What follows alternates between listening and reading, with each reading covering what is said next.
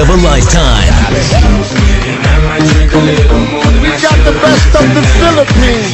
We got the best of Brazil, Puerto Rico, USA, Curacao, Thailand. In some countries, sport is like the national pastime. That's But in true. the Philippines, some might say that pageantry is the pastime. That's true. You know what? In the Philippines, we have pageants all over the places. Yes, we have pageants in the barangay, in school, national, local. That's why we really love Miss Universe.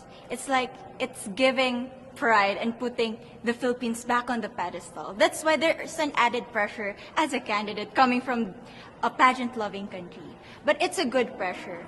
I always look up to our former Miss Universe Philippines. They really did well in the competition.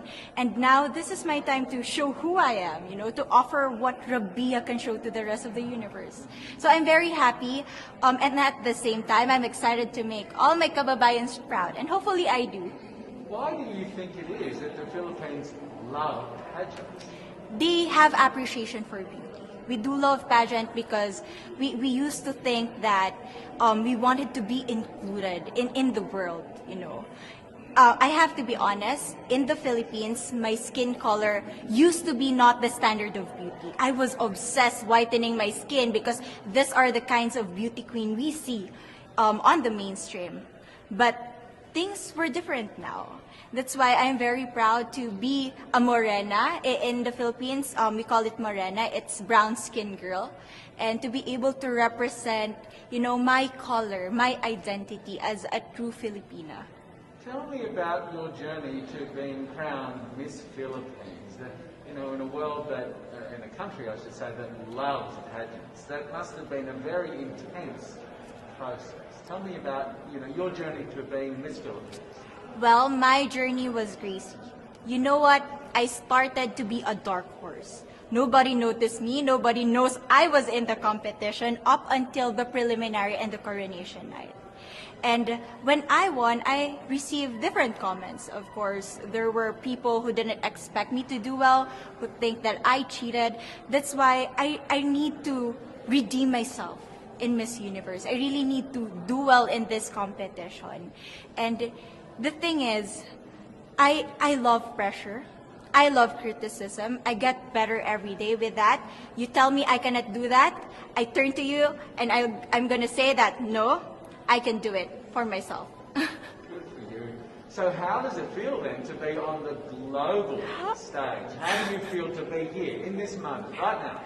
It's crazy, but I'm overwhelmed with the support, not just from the Filipino community, but also from Thailand, Latin countries who do appreciate me as a candidate, as a person. It motivates me that I am beautiful, I can offer so much in this world, and when somebody believes in you, it gives you that extra energy to really do well and perform well. Do you have a sense with the girls, all of the girls competing, you're competing, but is there a sense of camaraderie with all of the girls? Is there a real spirit to, sort of motivate each other to do better?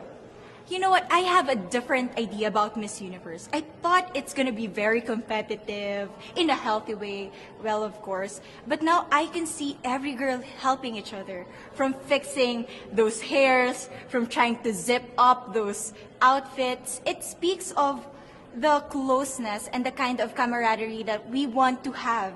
The goal of Miss Universe is not just to crown one girl, but also to build a genuine and long-lasting friendships among us.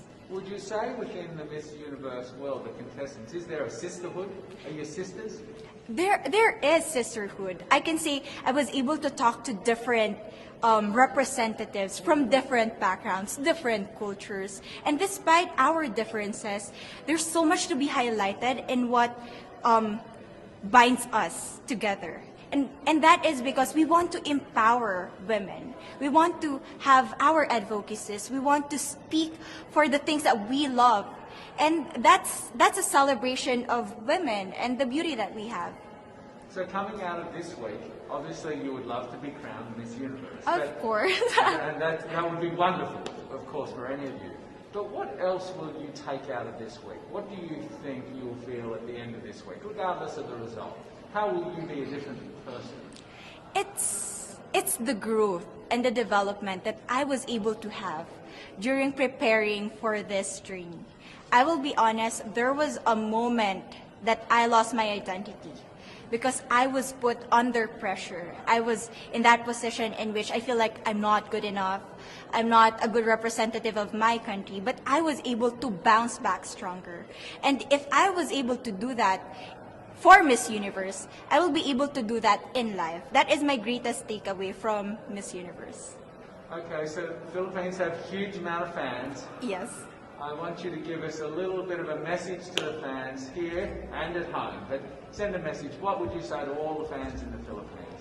To all my fans from the Philippines and from all over the world, maraming salamat po. Thank you so much for loving me and for believing in me. It means a lot to somebody who is so naive in this industry, who has no idea how to become a beauty queen on the first day of my journey. But because of your love and support, I was able to be the woman that I am today.